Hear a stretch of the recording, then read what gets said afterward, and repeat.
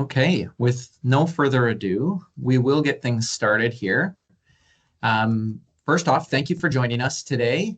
It's a lovely day here in Seguin, and I really hope you enjoy this webinar that we've worked rather diligently to pull together for everyone. We do have an extremely busy agenda.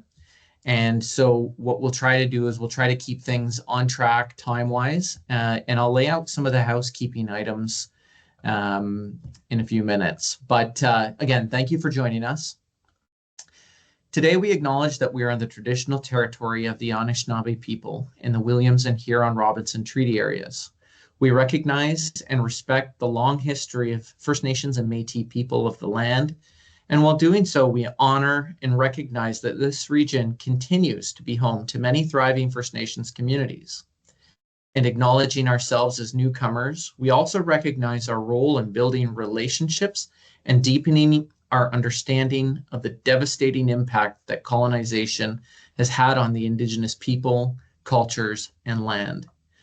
We recognize there is much to learn about how to build a better future, including the responsible stewardship of our planet to ensure that decisions made today take into consideration the future of subsequent generations. And it's also important that Seguin Township remain dedicated to the commitments it's made to the environment and to climate change. This webinar is one example of an action to move forward in the spirit of partnership, collaboration, and as newcomers and stewards of this land. So with that being said, again, we're very excited to have you join us as we run through some interesting presentations. We've broken them down by climate change, waste management, invasive species, and water quality. And we hope that as you're watching this, we leave you with several things. The first being a sense of encouragement. We do want to feel that meaningful work is being undertaken. The second is a sense of urgency. Everyone needs to do their part, and we all must act quickly.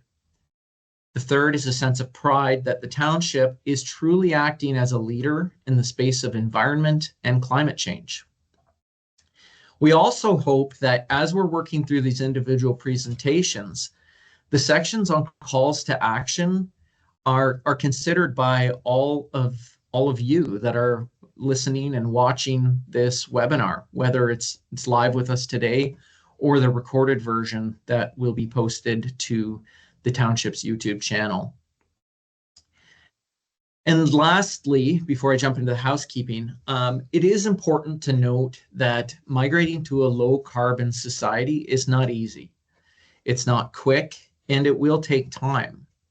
It'll be an incremental thing, and it may involve curtailment, but there's no magic wand. It just requires commitment and a shifting mindset. So a couple housekeeping items.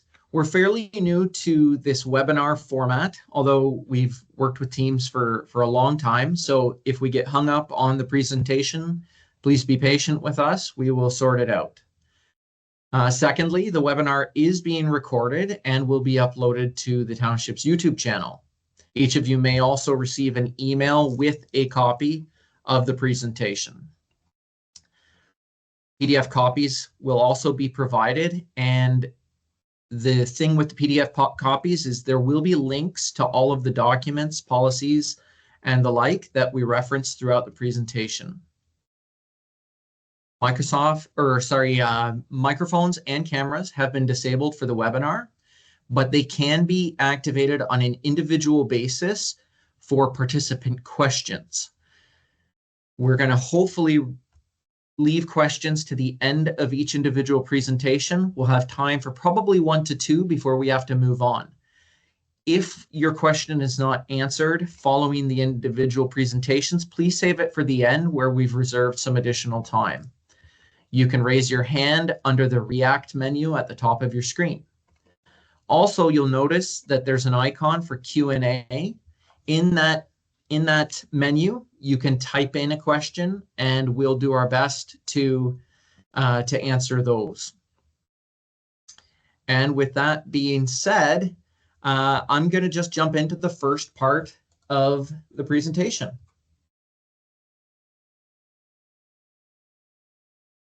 What guides Seguin? That's often a question that we hear. And there's an awful lot of things. The first and probably the most meaningful, at least for myself, is the township strategic plan. So over the last year and a half, I've been fortunate enough to be part of the team to help steer the township strategic plan. And through that, there was a tremendous amount of public engagement. And universally, across all engagements, we heard time and time again that environment and climate was at the very top of the list. And as such, we are handling that and managing that with that level of importance.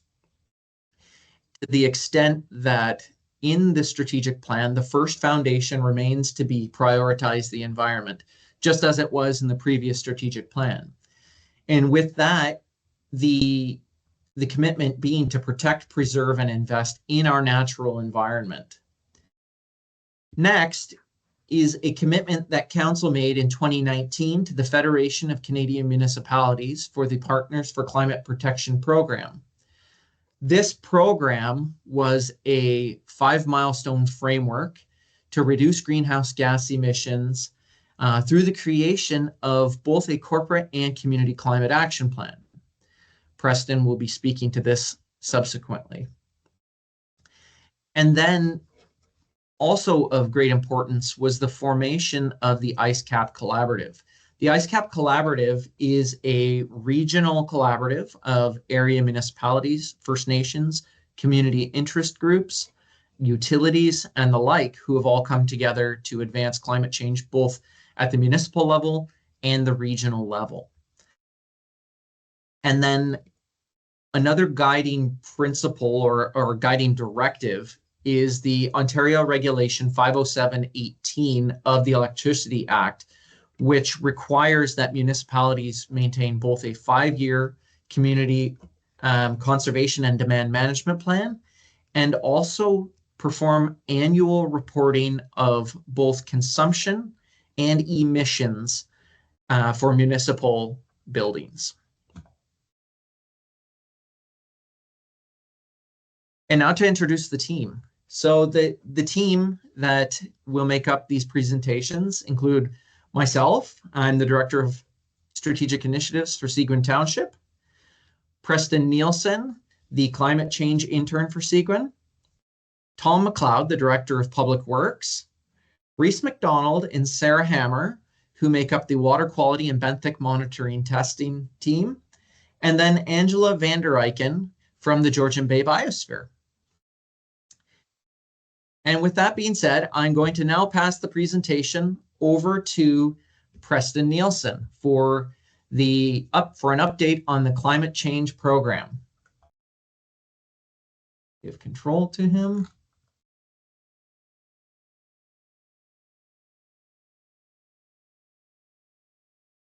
It's on to you, Preston. Hello, everyone. I'm Preston Nielsen, as Forrest mentioned, Seguin Township's Climate Change Intern.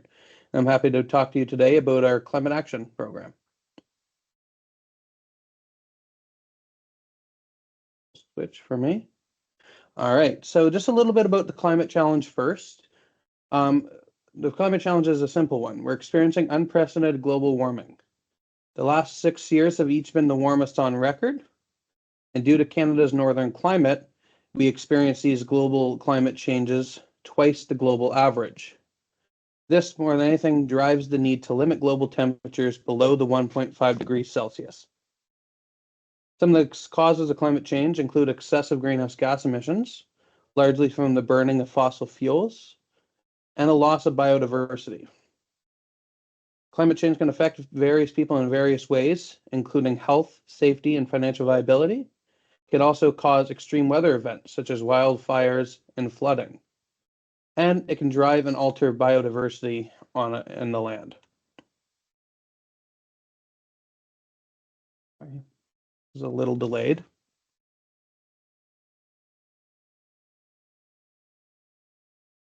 So, what's required to address this climate challenge? Firstly, we need to influence greenhouse gas emissions reductions. We need to improve energy efficiencies. We need to curtail the use and reliance on fossil fuels, to adapt to a changing climate by building greater resilience, and we need to strengthen community engagement and inclusion. So what are we committed to in Seguin? As Forrest mentioned, in 2023, we passed a corporate and a community climate action plan. In our corporate climate action plan, we're targeting a 30% emission reduction from our 2016 levels by 2030. We're also thriving to achieve a net zero Seguin by 2050. You can see in the graphic on the top right here is Seguin's corporate emissions by sector. You can see that 67% of our emissions come from our fleet, 30% from buildings and facilities, and the remaining 3% from waste. On our community climate action plan side, we're targeting a 6% emissions reduction from our 2016 levels by 2030. And again, we're striving to achieve a net zero Seguin Township by 2050. Similar to the top right graphic, the bottom right shows community emissions within the township itself. 34% each are on-road and waterborne transportation, making up by far the largest part of Seguin's township emissions. Residential and commercial and institutional make up 18 and 8%, with the remaining 6% coming from waste, off-road, and industrial action. We're also committed to achieving the actions of our Conservation Demand Management Plan, which is a 5-year plan. It's also very important to note that all these commitments are very long-term commitments, whether it be the 5-year plan, our 2030 plan, or our 2050 target. All these require a lot of time and action.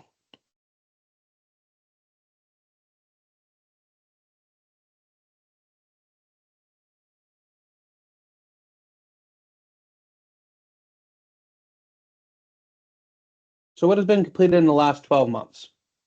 In the last 12 months, as I mentioned before, we completed corporate and community climate action plans.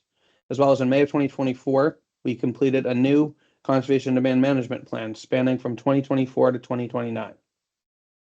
Recently, we've updated and added all of our energy data dating back to 2013 to a new Energy Star tool. We completed energy reporting for 2021, 2022, and 2023 on this new tool. We completed a community planting project at the Christie Fire Hall. We completed a feasibility study for an airport energy project. We hosted an Earth Day event, which included a guided walk of the Humphrey Trail system, as well as a giveaway of native trees, wildflowers, and tall grasses. And finally, we completed an ESRE Level 2 facility energy audit.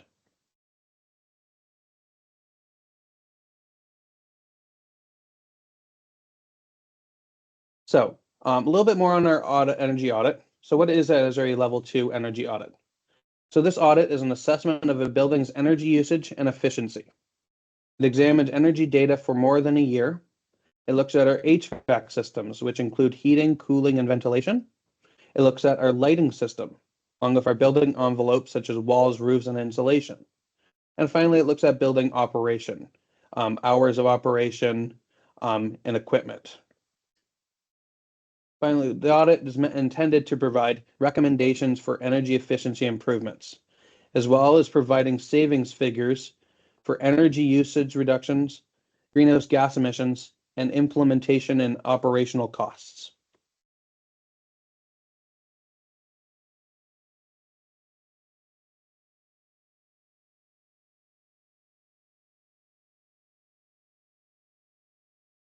So some of the early results of our energy audit.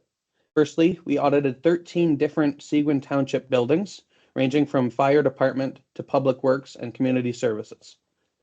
One of the initial findings is that a lot of our buildings are causing major heat loss, either that be from the insulation, doors, windows, operational, or etc. We have great cost-saving opportunities from automation, either that be automated lights or thermostat setbacks. Some of our infrastructure is at or past our anticipated end of life. This infrastructure includes our heating systems, windows, and etc. Also, replacement sales and LED bulbs are among the many and minor improvements that we can undertake. The overall outcome that we're hoping to achieve through this project is to provide an itemized priority list for our capital improvement projects, as well With this list, we can target funding applications for these improvements and hopefully tie all these kind of improvements into our asset management plan.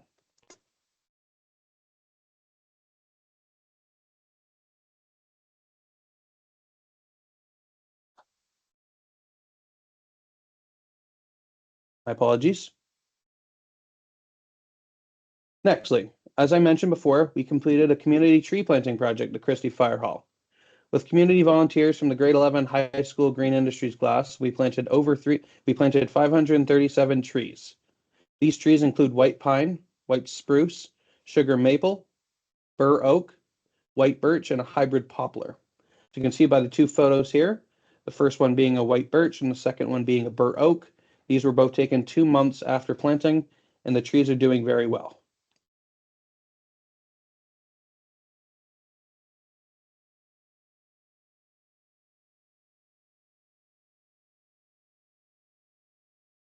So what are some of the expectations of our planting? Firstly, it's expected that some mortality will take place. On a first-year tree planting, typical mortality rate ranges from 10 to 20%. Thus far, we are sitting under 5% in tree mortality, showing that our tree planting is doing very good so far.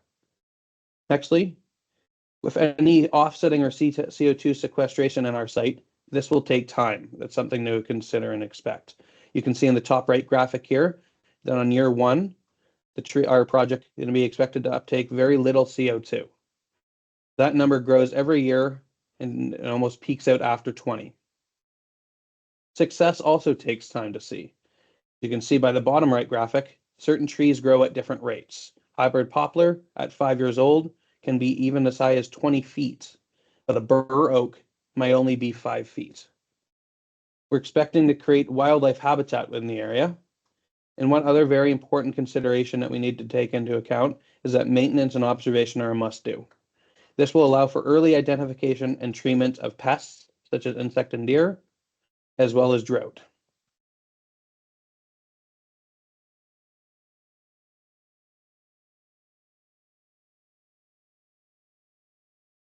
A little bit more on data reporting and energy and validation.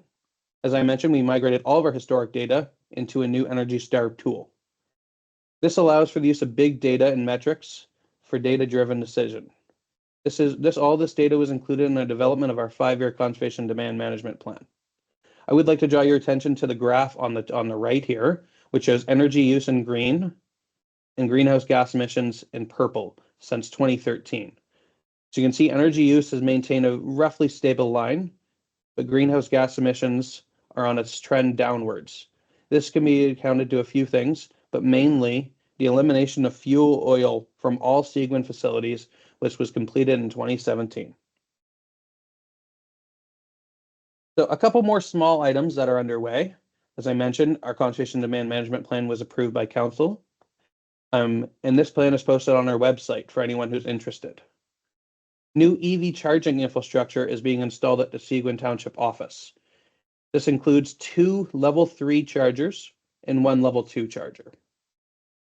We're also looking to do another tree planting project behind the Foley Community Center, where we're hoping to work with local volunteers to plant 50 to 60 apple and pear trees to promote local food production in the area.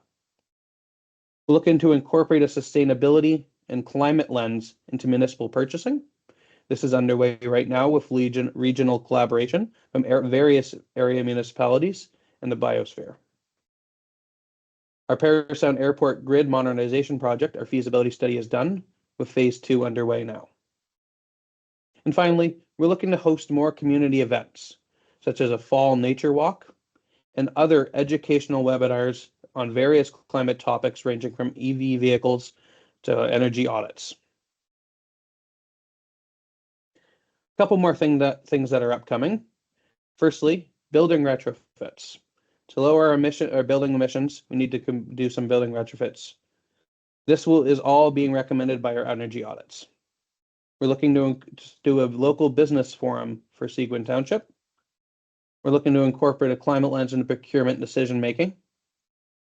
We're looking into the feasibility of a community seedling program, as well as composting opportunities in the township. Looking at opportunities to optimize and right-size our municipal fleets, develop educational materials for community and staff, and showcase local energy efficiency and waste reduction efforts. So how can you help?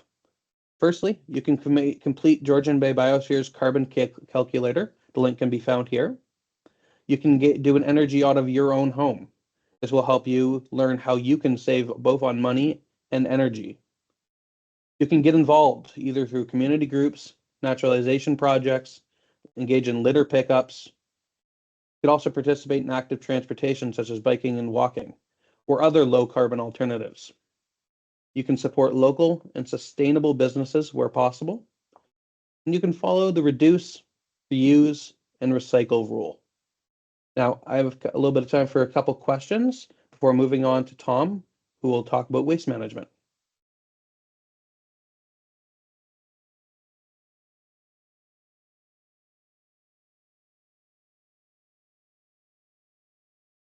As said at the start of the presentation, we do have time for one or two questions. Alternatively, if something comes to your mind later on, feel free to hold it until the end. There was a question in the Q&A section asking about how to if we can unpack the 34% waterborne transportation statistic, how is it measured?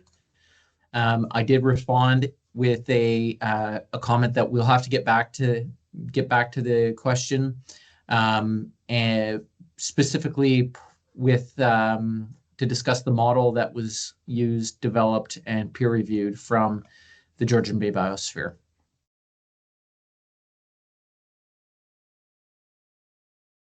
Seeing no other questions, I will now hand the presentation over to Tom McLeod, the Director of Public Works.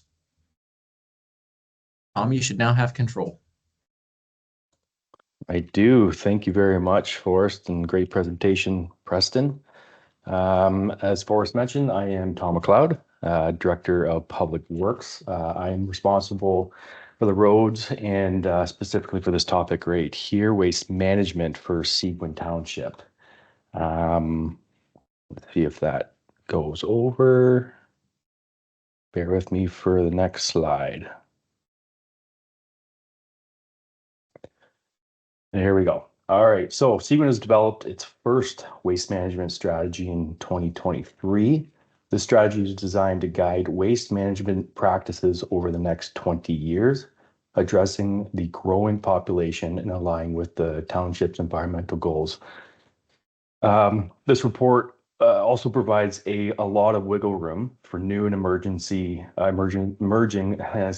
waste management technologies as they become available.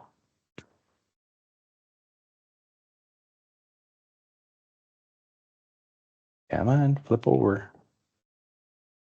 There we go. Where are we now? So currently the township operates 7 transfer stations and a landfill site. Waste is managed through a combination of 56-yard and 40-yard bins for household waste and recycling.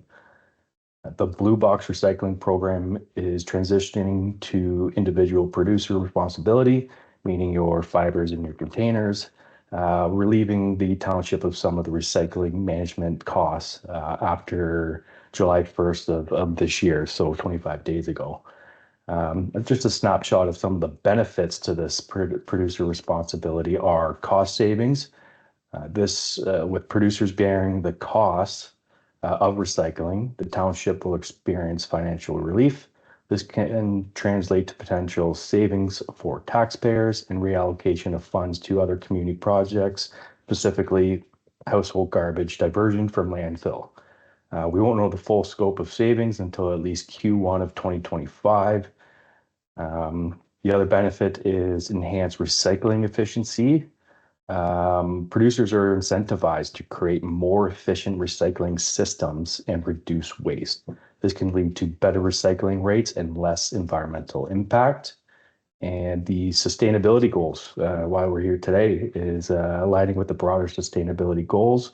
This transition supports a more circular economy where waste is minimized and resources are reused more effectively. Oops, skip too far.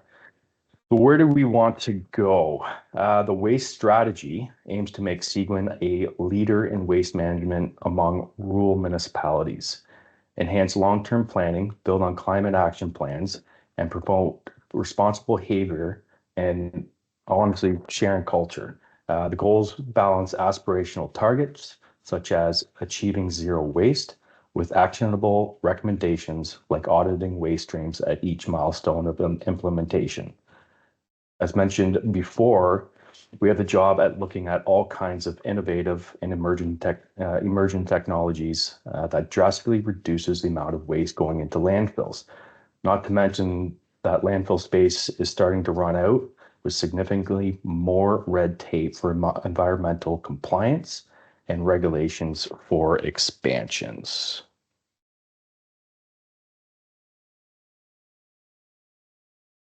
There we go. So how do we get there? It's going to be a complex road ahead of us. And so under the waste management strategy that was developed, we had 32 ideas, and we refined them down to 12 key options. Expand the restore. So at our landfill, we have something that could be reused. We can put it in the reuse store, and someone can reuse it, repurpose it for whatever they please. We feasibility study for organics program, better understanding of diversion potential. We are now undertaking our second round of the food cyclers, and about 30 to 40% have been accounted for. So if anyone in the crowd here is interested in a food cycler and they're Seguin residents, please reach out to Public Works. Diversion of construction demolition materials, increased promotion and education, and we really want to engage residents, and that comes in strategies and just promotion. We want to develop a strategy to reduce illegal dumping. We want to engage with businesses. We want to research micro scale energy productions. We have to do a lot of due diligence as some of these new technologies, come up on the map. So we have to do some investigation. We want to do a waste audit implementation plan. So as milestones are reached, we can do a waste audit and see how well we are doing, and review transfer stations, specifically the infrastructure. We currently have a operational review underway, highlighting and narrowing down where we would like to move on to, because our current system is extremely expensive, especially with life cycle costs of our infrastructure it's an expensive endeavor that we're currently down. And adding more staff to our transfer stations, that's another auditing what's coming in, making sure things are going to their proper places. So more cost to increase the complement of staff. And click on the next one.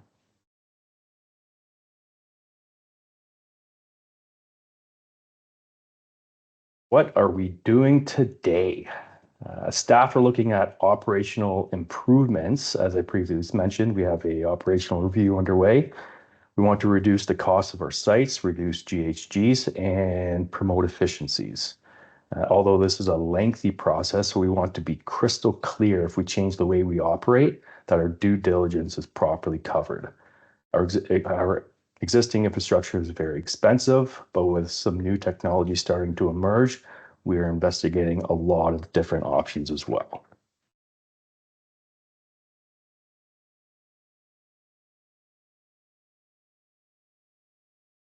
So we did a waste audit, a very, very small audit of basically 100 kilograms per site minus one site. So we did 6 of 7 sites. And what happened was We teamed up with Dylan Consulting, who also did our waste strategy, and they offer a component of their business is doing an audit.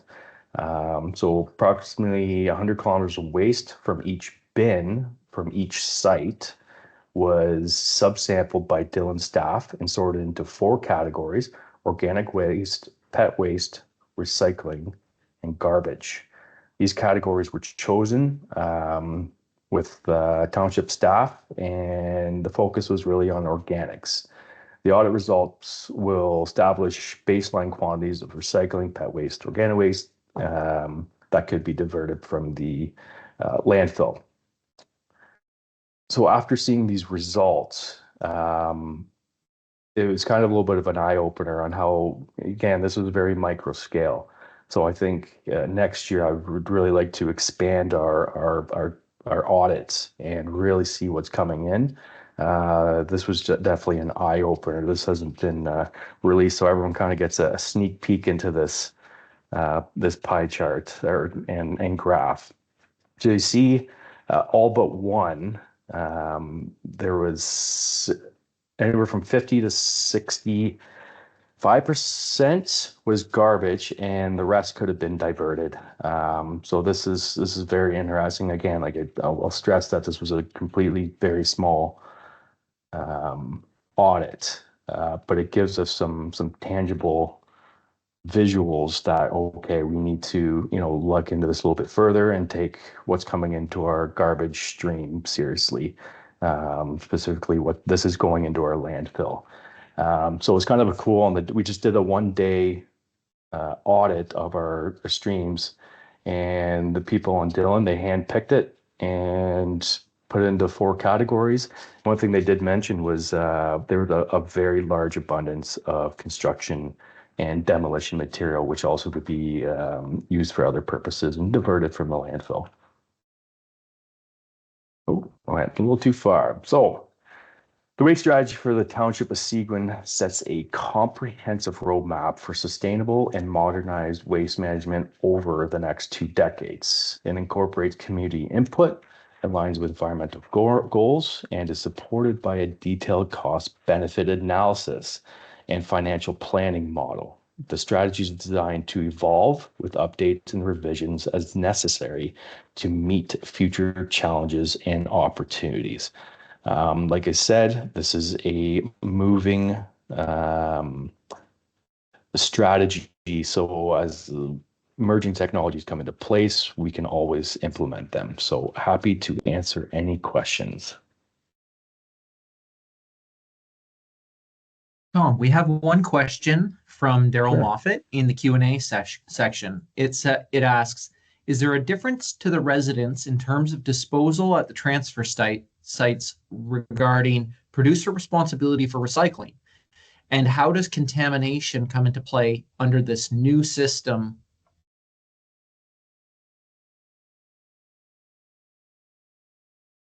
I'm just going to read that. So contamination, it's a long answer to this. So since we have unstaffed sites, contamination is estimated at 25%. And if I just scroll back to that map, I believe, or the chart there, this one right here. So we had, contamination of recycling was 15, 17, 33, 19, 22, 40. Those are kind of staggering numbers in our garbage stream. So with the producer responsibility and contamination it's education, with the unstaffed sites, budget constraints. Right now, they basically assume a 25% contamination rate. So let's say it's $100,000. I'm just using this as an example, $100,000 that we should be getting. The contamination rates at that 25%, they assume we get $75,000 a month. I'm just, again, using a random number. So hope that answers your question there, Daryl, and I'm happy to discuss more offline if you're happy as well with that. Any other questions for Tom on specific to waste. We do have a question from Carrie Mueller that we will answer at the end. Oh, we have a hand raised here. Let's see if I can allow mic and allow camera. Colin, feel free to turn on your mic and your camera and ask your question.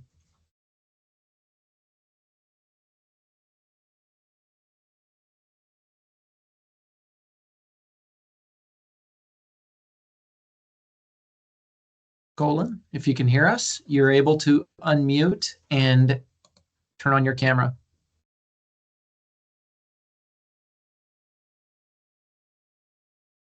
Seems like you might be having some problems here. So we're going to move on to the next question. The next question is from Brian Bobby. And the question is, the Georgian Bay Biosphere is currently developing a white paper on small and large technology options for organic waste recovery as a resource for member municipalities. You might find it helpful prior to Seguin's planned feasibility study. Draft should be available at the end of August. Thank you. We are in constant conversations with the Georgian Bay Biosphere, and to be frank, I lean on them quite a bit for some advice, especially for diversion and many other aspects. That's great. And the last question before we move on from Erica is, what kind of micro-scale energy production are you looking at? Oh, Forrest, yeah. I almost want to throw this one over to you. You're a little bit more of the I can speak on a 30,000 level, but you may have some Sure. more of the waste to energy. I know I'll throw it over to you because I know we've talked in lengths about it. Yeah, happy to provide a bit of an introduction. Erica, it is early days for those discussions. However, there's a lot of emerging technology around. There's various forms, pyrolysis, thermolysis, etc., where waste can be converted to energy with very, very limited emissions, as it's not combusted so much as organically broken down by high temperatures. This sort of waste is then converted into quite often like a renewable natural gas, which is meant to spin a turbine, or it can be injected back into, say, a natural gas pipeline.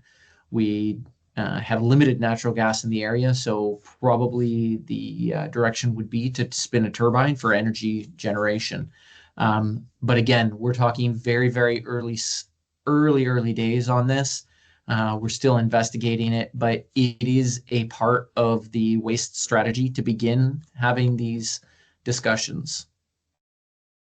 Just actually add to that, Forrest, is I said earlier in my presentation when I said the word crystal clear on our investigation and due diligence, is some people will, or some corporations will have a very good marketing team, and sometimes we have to look beyond that marketing team and go to the white papers and other recommendations.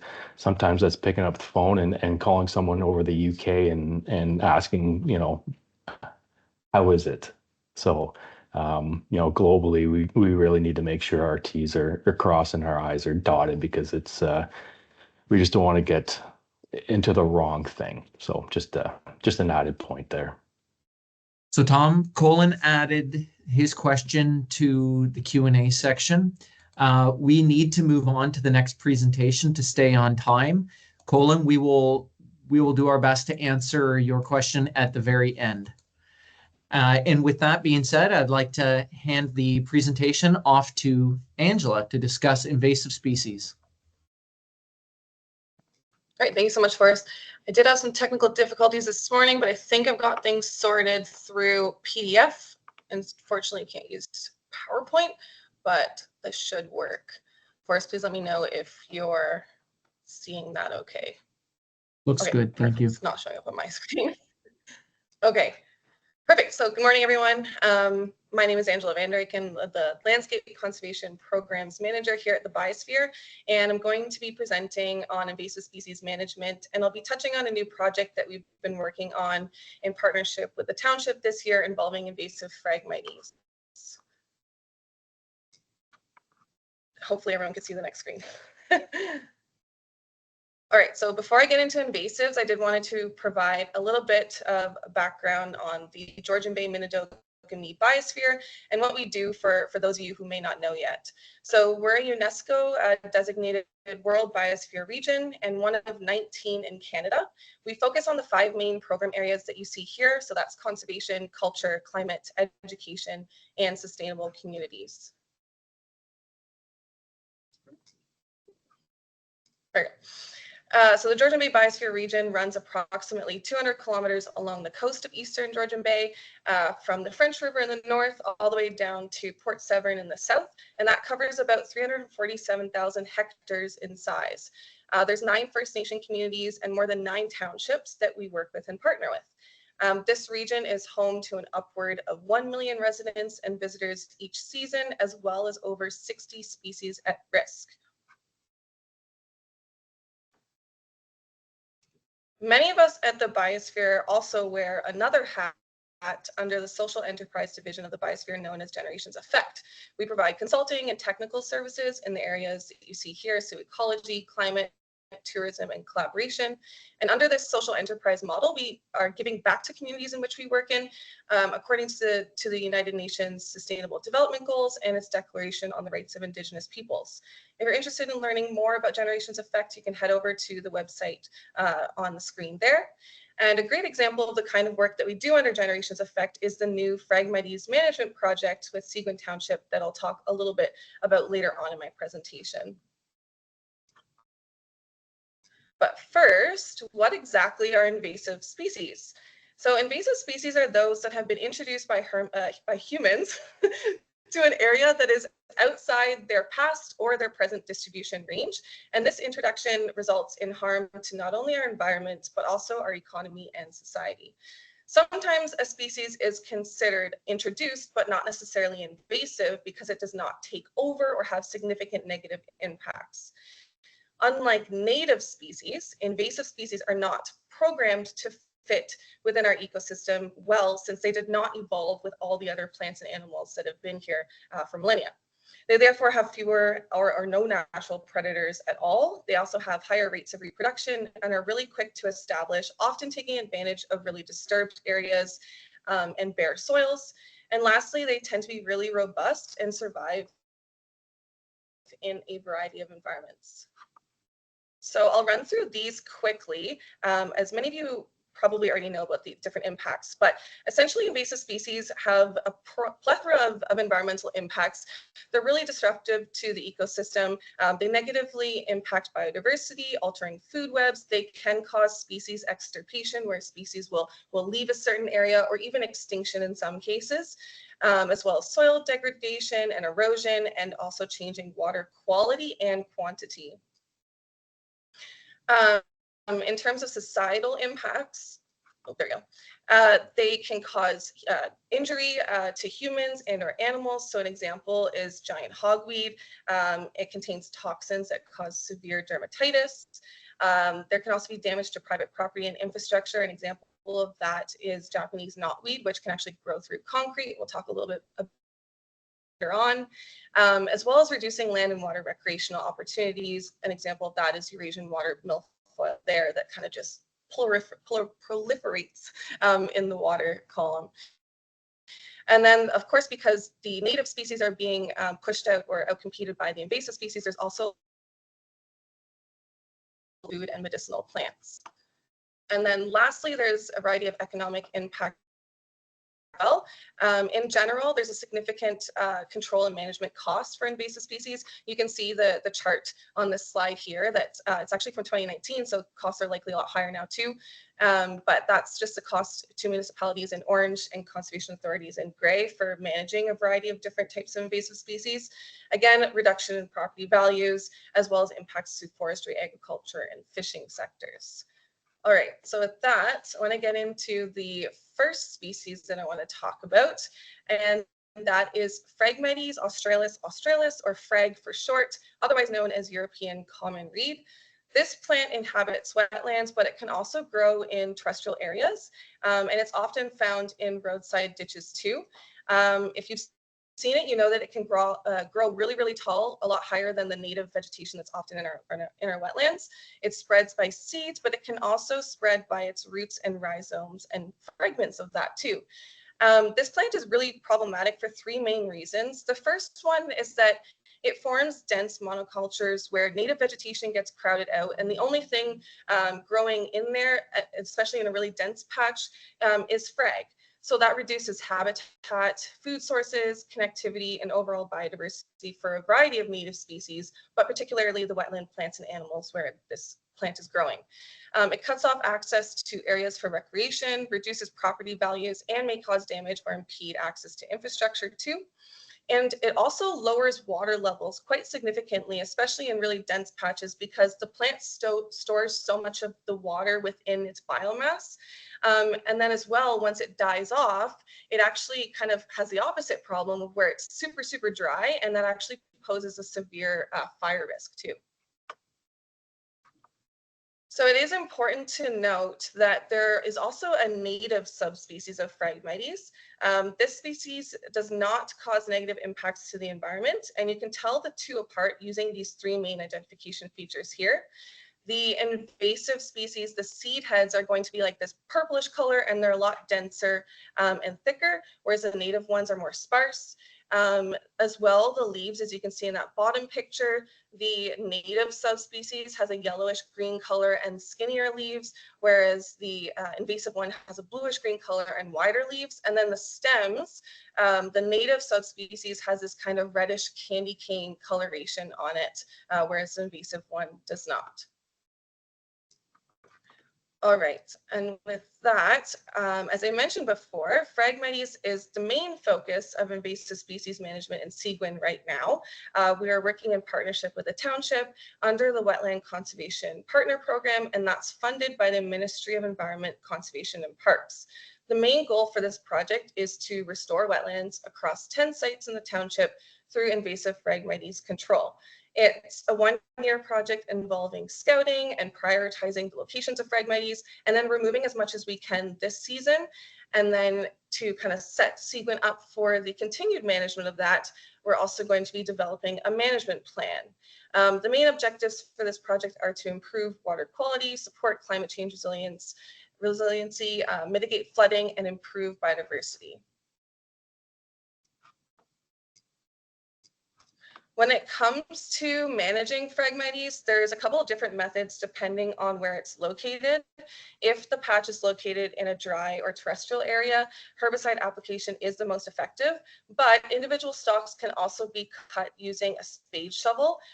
So in that case, the stalk would be cut on an angle with the shovel directly into the stalk and below the surface of the soil. In aquatic areas, most herbicide applications are not recommended due to the contamination of water and wildlife. So the best method there is the cut to drown method, and that involves using king cutters, as you can see here in the second picture, or for really dense stalks, you can use hedge trimmers as well. And essentially it's the same kind of idea. You cut the stalk below the surface of the water level, and that way the water can get in and flood the plant. Our Phragmites project this year is focused on the cut to drown method, which requires repeated cutting and can sometimes take upwards of 5 to 7 years for really large and dense patches to result in complete eradication. And then of course, after the Phrag is cut, we need to properly dispose of all that biomass to ensure that it's not going in all different places to affect other areas. So the easiest way to do that is to leave the cut material to dry out on land. That needs to be done in an area that's of course away from water, so it's not getting carried on to further areas. And ideally, it should be on a hard surface where it can't grow back into the ground. The other option is to wrap it in a tarp, or as you can see here, we've been using recycled boat shrink wrap that the township has on hand, and we can leave that out in the sun to desiccate for 1 to 3 weeks until the plant is no longer viable.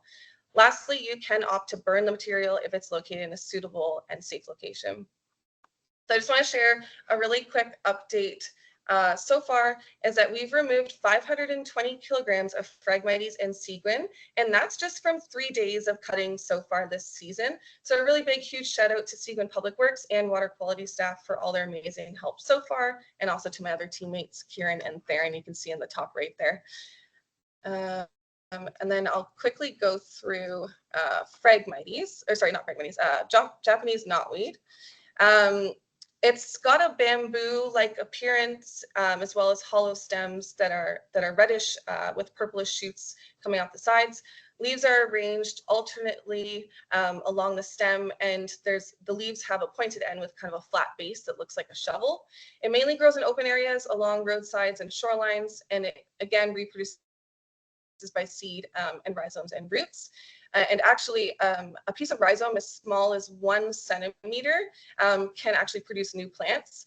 As well, this plant can grow through concrete and asphalt up to 8 centimeters thick, and it can grow at a rate of 50 centimeters per year in optimal conditions. So quite a damaging plant. I'll run through this really quickly as well. You can also find management plans for all of these invasive species online too, which I'll show in the next slide. But the most proven method for managing Japanese knotweed is excavating the entire plant. So that works for really small patches where there's 50 stems or less. In that case, you would dig a 2-meter deep hole and then bury the plant more than 5 meters deep, or you can kind of comb through and pick out all of the roots and rhizomes, which can be difficult. And it is important that all the roots and rhizomes are removed to not further stimulate the plant growth. Another method is to cut the stems and then tarp over that, but it needs to be really monitored closely. And then herbicide spraying is also very effective, especially for larger areas or patches. And it's most effective when it's combined with cutting as well. You would also spray twice during the season, but again, this has to be done by licensed herbicide or pesticide applicators. It's important, I just want to say, even though, so the disposal techniques for Japanese knotweed are very similar to Phragmites, it is important for both of those to never compost invasive plant material, as it will remain viable in your compost for a while and may even grow within your compost. So really quickly, I just wanted to mention the Ontario Invasive Plant Council website. That's where you can find any best management practices for managing these plants. Alrighty. So if managing invasive species isn't really your thing, there's a lot of other ways in which you can help. Preventing the spread is the most important course of action, followed by early reporting and management. In other words, the best way to prevent invasives from showing up in the first place is to ensure that you're doing your best to have it not show up, and then it's best to act sooner rather than later, since the longer it's had time to establish, the more effort and money it will take to control. So I just want to talk about some resources that we have at the Biosphere and some other ones that we know of. But some key ways in which you can help prevent the spread are to be mindful when boating, especially when moving between water bodies. Clean your boat and gear by either washing it down or at least inspecting and clearing it of any plant or animal material before you leave. You should also drain your boat before leaving a water body and avoid using live bait. Hikers can also do their part by staying on designated hiking trails and cleaning boots and gear on both the way in and the way out of trails. And then for gardeners, it's really important to choose native or non-invasive plants. Many nurseries around are great at providing recommendations if you simply ask their staff. I've put a few links here. Northern Wildflowers is a great nursery located in Sudbury. They specialize in native seed mixes, which you can order online. We also do run a native plant sale every spring at the Biosphere, where you can order all sorts of different native plant species for a variety of habitat types on your property. And if you're interested in learning more about native plants that are suitable for your area and different light, soil, and habitat types, you can check out our Best for the Biosphere native plant list on our website. And another really cool resource is the Planting for Pollinators resource guide that's also on our website at that last link there. And in terms of reporting, there's two kind of main reporting apps to be able to record invasive species. The first one is EdMaps. This one's specially designed for reporting and tracking invasive species. You can easily download the app on your phone for free, or you can use the website version of that. And then the other one is iNaturalist. It's not specifically designed for invasive species, but you still can use it to record and identify invasives, and it's still used by land managers and scientists. A really cool function of this app is that it uses AI to auto-suggest what species you're seeing. So that can be really helpful if you don't know your plants particularly well. And then in addition to that, similar to EdMaps, scientists or specialists will go on and confirm your species identification as well. And I just wanted to wrap up with a bit of a summary on what you can do to help. One of the best ways that you can help is to learn how to identify and report invasive species. You can also choose to manage invasive species on your own property or organize a community event for a larger patch of invasives. We actually have a community Phragmites cut coming up at Humphrey Barn and Nature Trails with Seguin Township, and that's on August 1st at 9 a.m. It's of course free to attend, and snacks and refreshments will be provided, and we really hope that a lot of people can make it out. So with that, I'll take I guess a couple questions if we have any time. Thank you, Angela. That was very informative. We do have a question from George that says, for at least 5 years, I've been attempting to eradicate the stand of frag on Salmon Lake Road, but it's growing larger annually. I'm aware that Seguin has done some knotweed eradication near Otter Lake in the past. What assistance is available? This might be more of a question for Tom. Tom, do you have anything you could share? Yeah, so if there's, if it's in the road allowance, you can certainly let me know. We just got an inquiry, I think earlier this week, and I think Forrest, you might have mentioned or you might have seen it over the weekend. But yeah, we are aware of a patch or two on Salmon Lake Road that we will be addressing in the next short while. So I hope if it's on your private property, we can discuss that offline, obviously, and reach out to Public Works and myself, and we can figure out a game plan for yourself. And we're happy to provide assistance. I've been leaning on the Georgian Bay Biosphere for best management practices, and also reached out to a company out in the UK as well, and they're strict. Their entire job is eradicating knotweed as well. So I got from all parts of the world of best practice management of this knotweed. So feel free to reach out to Public Works, and we can see what we can do for you. Thanks, Tom. Any other questions?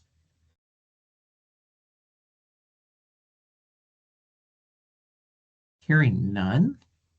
Angela, can I get you to stop sharing your screen? And then we will hand the presentation over to Reese and Sarah to start their presentation on water quality testing and benthic monitoring. Perfect. We will share our screen now. Hoping you guys can all see that. All right. Yes, we can. Good. Okay, perfect. So hello, everyone. We are Seguin Township's water quality team, and we're here to talk to you a little bit about our program and why it is important to Seguin's environmental efforts. So my name is Reese McDonald, and I've been with Seguin for 3 summers, and I'm currently going into my fourth year for environmental sustainability and concurrent education at Lakehead University. And I'm Sarah Hammer, and this is my 2nd year as a water quality student for Seguin Township. And I'm heading to school in the fall for my 1st year of environmental sustainability with specialization in ecosystem management at Georgian College and Lakehead University. Water quality program was established in 2008 with the purpose of monitoring the ecological health of our lakes. We work in collaboration with various different lake partner programs and associations to analyze and identify health trends on about 120 lakes within the township. Multiple types of samplings are performed each year, including phosphorus concentrations, dissolved organic carbon, calcium, chloride, sulfate, dissolved oxygen levels, benthic monitoring, temperature profiles, and Secchi depths. A quick breakdown of our program. Throughout May and June, we run our spring phosphorus sampling. And then in July, we move into the benthic monitoring portion of the program, as well as some Phragmites removals, which Angela had talked about. And then we head back out to test dissolved oxygen levels in mid to late August. And throughout the whole summer, we do various stewardship activities such as community outreach events, turtle releases, tree plantings, and running the Seguin booth at Rosso Market. So phosphorus is naturally occurring and it is essential for all forms of life, but it can be harmful in high levels, leading to an overgrowth of algae. This blocks light penetration and limits ecosystem growth. And the causes of this include fertilizers, soaps, sewage, and stormwater runoff. Blue-green algae is also known as cyanobacteria. Populations can rapidly increase, forming scum along the water surface, referred to as an algae bloom. This can occur when there is a significant amount of nutrients in the lake, including phosphorus, and it also occurs when there are steady waters and high temperatures in the lakes. Some algae produces cyanotoxins that are harmful to humans and should not be ingested. Refrain from swimming if an algae bloom is present. For further information, you can go to the website for the Ministry of Environment and contact them at 1-800-268-6660. All right, a little bit on how you can help prevent an overabundance of phosphorus in your lake. You can reduce the use of fertilizers, especially in a 25-foot zone from the lake. You can switch to phosphate-free detergents and soaps, and make sure to follow specific maintenance guidelines for your septic systems. Also, allowing native species to grow along the shoreline and planting them downhill from your septic system is good for phosphorus uptake. Reduce the amount of lawn mowing near the shoreline and use rain gardens and barrels to capture runoff water. Every year we work alongside Hutchinson's Environmental. They determine our lake list and the testing timeframe. This spring we tested 48 sites of our 52 sites that were on the list, and the 4 sites that we were unable to get to was due to a lack of access and contact information. Some of the larger lakes were tested at a few different sampling coordinates for further accuracy, and these lakes included Horseshoe Lake, Richmond, and Little Whitefish. Our sampling locations are usually the mid to deep point in the lake and are to be returned to every testing season. During our phosphorus sampling, data is recorded after paddling to our location, including Secchi and lake depth, water and air temperatures, weather conditions, water color, and any other observations we may have. We then drop a weighted bottle down to the Secchi depth and pull it to the surface as it fills. It's then field filtered and poured into 2 test tubes to be sent to the lab. So this table shows our phosphorus results from last year's season. To avoid high concentrations of algae, lakes should not exceed 20 micrograms per liter, and for protection against aesthetic deterioration, a total phosphorus concentration should be below 10 micrograms per liter. All of Seguin's lakes fell below this threshold in 2023. Some were close to 20 micrograms per liter, but were still within acceptable range. For further results, you can visit the Seguin Township's website, and the reports will be found under the Environment and Energy link provided at the top of this slide. All right, so our benthic monitoring section of our program, we partnered with Georgian Bay Biosphere in 2021 to conduct benthic invertebrate monitoring on 10 lakes within the township. Benthic monitoring is the process of collecting, counting, and identifying small aquatic organisms that live in the lake's floor, including insects, worms, crustaceans, and mollusks.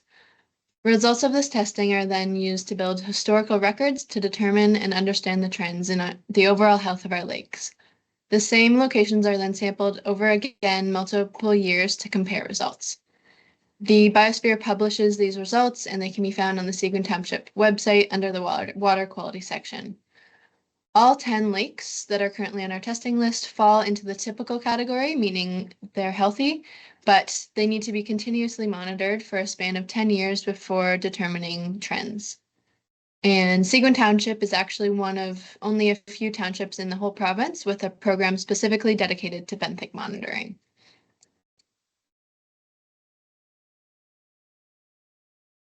Benthic invertebrates are collected using a method called the kick and sweep. Using a very fine mesh net called a D-net, the sampler disturbs the bottom of the lake bed from the depth of 1 meter to the shoreline in 3 different transects within the sampling area. The disturbed material is then collected into the D-net with a sweeping motion and poured into a bucket. After about 10 minutes passes, or until the team estimates there to be more than 100 bugs in the sample, it's then brought back to be processed. So to process our samples, we take a ladle and scoop and put it into a basin, and then all of the invertebrates are to be identified and counted. And there are about 30 orders that are focused on in this survey. Some of the common invertebrates that we are looking for include midges, scuds, sow bugs, and roundworms. And environmental indicators of a healthy lake with low levels of pollution that we're looking to find include mayflies, caddisflies, damselflies, and fishflies. So our dissolved oxygen section of the program runs in August, usually mid to late August, depending on weather conditions. It consists of measuring dissolved oxygen levels at every meter of the lake. Doing this involves using a DO probe to perform the survey. It's dropped down every meter of the lake, and measurements are recorded on our spreadsheets. It involves the milligrams per liters and the percentage of oxygen, as well as temperature profiles for each meter. Lakes are tested every other year on a rotating list, weather and accessibility dependent. If a water sample is taken if DO concentrations are below a threshold of 2 milligrams, and those are sent off to the lab. We're always looking for access to lakes for phosphorus and DO testing.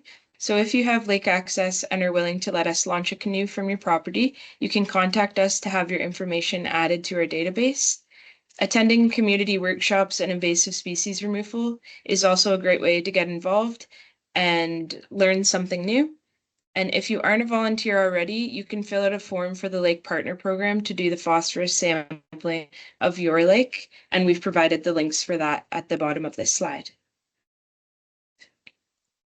Great, and thank you all for listening. If you have any further questions, please feel free to ask, or you can reach out to us after and we'll talk more in detail. Wonderful. Thank you, Reese and Sarah. That was very informative. Questions. Feel free again to either write questions in, raise your hand, or what have you.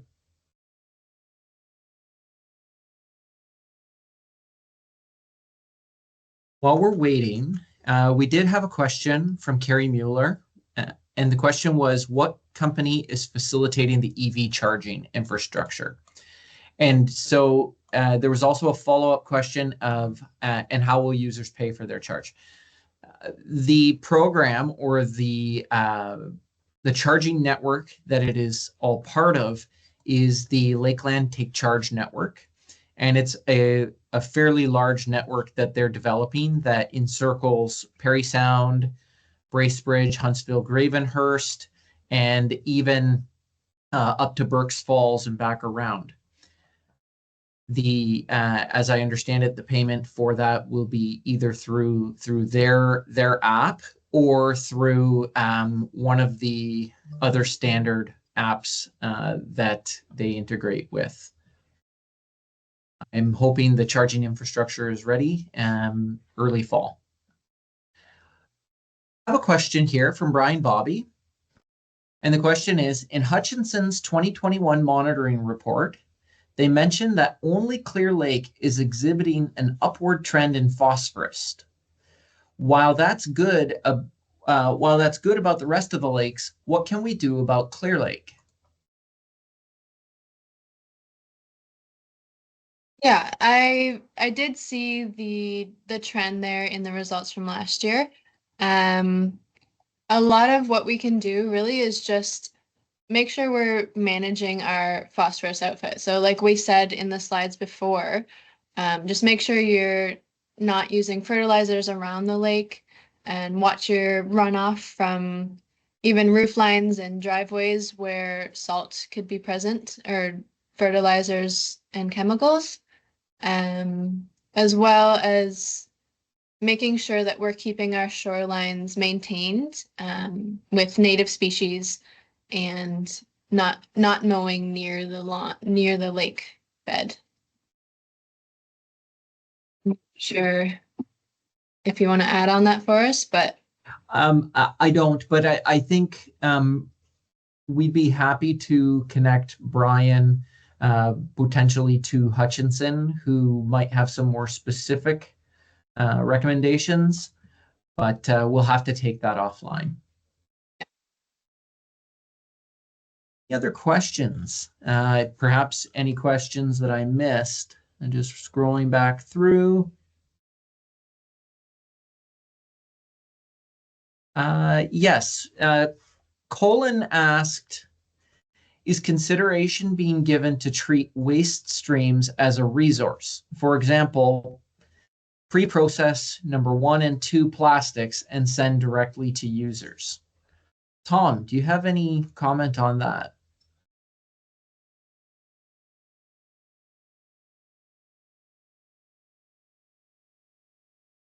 Sorry, which question was this? I'm just scrolling up. This was so I from can reread Colin. it. Is consideration being given to treat waste streams as a resource? For example, pre-process number 1 and number 2 plastics and send them directly to users? So that is kind of happening now. We don't actually process the recyclable material. We just deliver it to the process plant, and they do their separation there. Actually, I highly recommend for anyone online here, friends or family, to visit the Waste Connections sorting facility in Bracebridge. They offer tours, and you get an up close and look on how this is being, how everything gets sorted, and they actually do send directly to users. I hope that, Colin, hope that does answer your question. But yeah, we don't sort it here. We ship it off to the people that actually do sort it. Thanks, Tom. And again, a reminder to participants, if you have questions after, you will receive everyone's contacts in the PDF presentation. Feel free to reach out to us. We're happy to answer questions, or if we don't have the answer to your question, we may refer you over to someone who does. We'll give another couple seconds for last minute questions. Oh, that was more a comment from Daryl Moffat. IceCap did a tour last year. Maybe another could be arranged in 2024. We can certainly look into that. Another question here from Carrie. Since septic systems are significant sources of phosphorus, are there plans to more carefully check septic systems to make sure they are functioning well, and to check mandatory that all properties are checked regularly? I can speak to that, Carrie. We are currently reviewing the septic reinspection program. Some of this aligns with some of the other septic, certification processes that we are looking into presently for the township. So stay tuned on that front. We do agree that septic systems are certainly a a source of phosphorus, and they do warrant consideration. Any other questions? Seeing none. Again, thank you all for, thank you the presenters for participating and so eloquently showing their passion for their portfolio and demonstrating what the township and even the greater region are doing to improve our environment and to start working toward combating climate change. I would also like to thank the attendees for sitting through and asking such great questions. Again, feel free to reach out to us, and we will do our very best to answer any questions you might have. But with that being said, I would like to adjourn this. And again, thank you all, and have a wonderful weekend, and enjoy Seguin Township, the natural place to be.